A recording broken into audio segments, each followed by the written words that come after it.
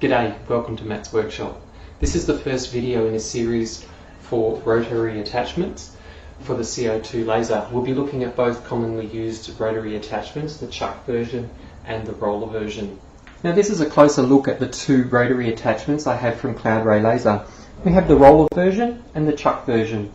Now Cloudray lasers send their rotary attachments pre-wired in a set wiring order.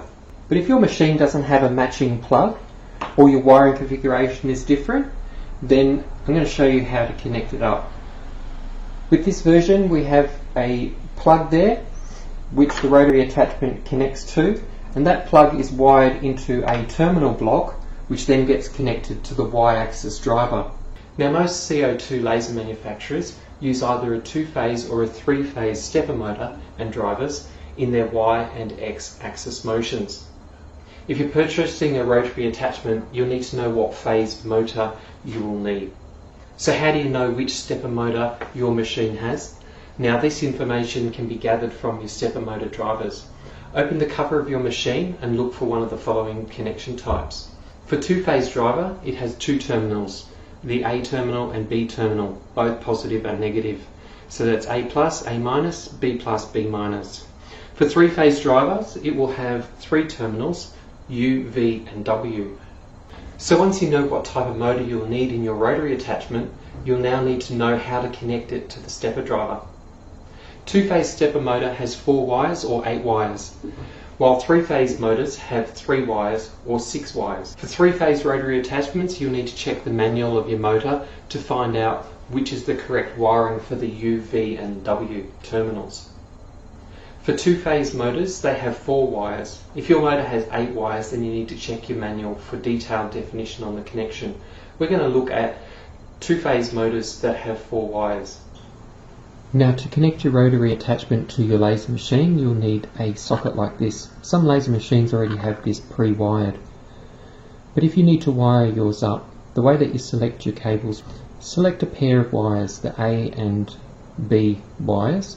Now select A plus and A minus and wire them up on one side of the pins. So you could wire them up on pins 1 and pins 2, and then select the other B pair and wire them up on pins 3 and 4. If you've wired them incorrectly, when you turn the machine on, the chuck or the rollers will be free spinning. Now I'm going to connect this one to the machine and show you what happens if they're wired correctly. So when the wires are connected in the correct pairs, this locks up. So this is actually connected to the machine at the moment. So once it's locked up, that means that the stepper motors are engaged, which means I could step that motor.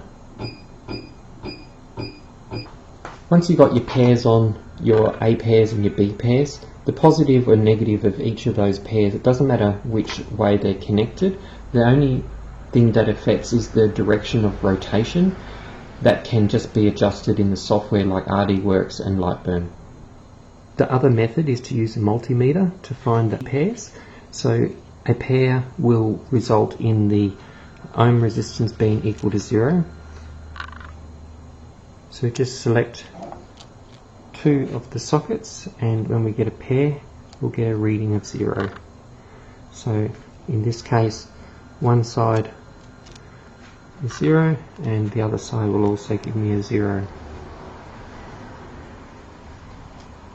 So we have one pair here and one pair here. So with this machine, I've already got the Aviation Socket pre-installed and it's wired up next to the lifting platform there, and it comes down to this socket here. Now this socket here is the rotary attachment socket, and it will plug into the Y-axis driver. So we need to power off the machine, remove the connector and connect. After you've wired up the socket, before you connect the rotary attachment, you need to turn off the Y-axis reset on the machine.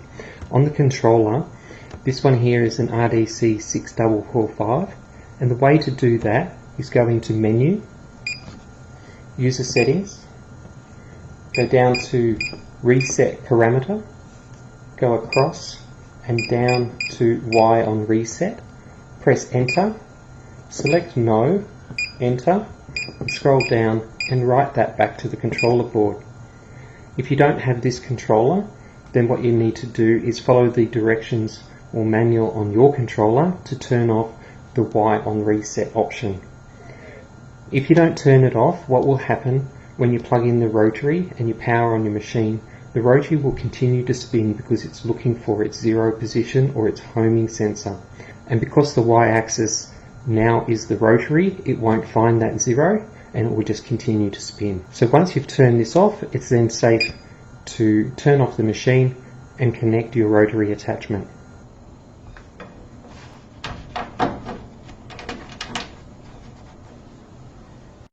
Now, making sure that the laser head is well clear of the rotary attachment, lower it using the Z down button until the laser head is well clear of the rotary attachment.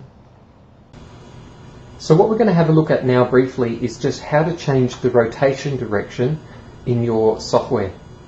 I'm going to just briefly explain using RDWorks, but the same can be used for Lightburn. Now in RDWorks, we've got our home position or our origin. That's currently set at the top right hand side. So now if we press start on our job, you'll notice that the chuck is rotating in a counterclockwise direction. So if we go back to RDWorks, what we need to do is change this location of our home position. So we go back into Config System Settings and drop that down to the lower corner. So now our home position is in this lower corner, and if we start this job now, we can see that the chuck is rotating in a clockwise direction. So thanks for visiting Matt's workshop. This was just an introduction into the rotary attachments for the CO2 laser. These are from Cloudray. We have the chuck edition and the roller version. In future videos I'm going to look more closely at each of these, look at the settings in the software, the configuration so that we get it all set correctly for each unit, and then do a comparison, a pros and a cons. If you like the video, give it a thumbs up. If you haven't already, press the subscribe button and the notification bell so that you'll be notified when I release the next videos.